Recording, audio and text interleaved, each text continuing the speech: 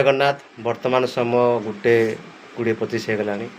ଆମେ ମୋ ପାଖରେ ଆମର ଖୁଡ଼ି ଅଛନ୍ତି ଆମ ଗାଁର ଆଉ ତାଙ୍କ ଘରକୁ ଆଉ ଜଣେ ବନ୍ଧୁ ଆମର ଜଣେ କୁଣିଆ ଆସିଥିଲେ ଏକାଠି ଆମେ ଭେଟଘାଟ ହେଇଗଲୁ। ବର୍ତ୍ତମାନ ଆମେ ତାଙ୍କ ଘରେ ପଖାଳ ଆମକୁ ଖାଇବାକୁ ଦେଉଛନ୍ତି।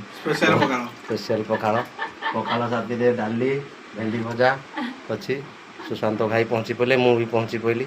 ଯାହା ହଉ ତାଙ୍କ ଖାଇବାରୁ ଆମକୁ କିଛି ଖାଇବାକୁ ଦେଉଛନ୍ତି। ଆମେ ଏବେ ଖାଇବୁ ପଖାଳ।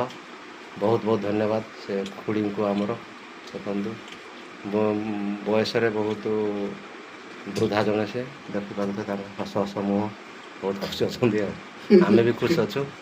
ସେ ବି ଖୁସି ଅଛନ୍ତି ଆଉ ଦେଖନ୍ତୁ ଆଉ ଜୟ ଜଗନ୍ନାଥ।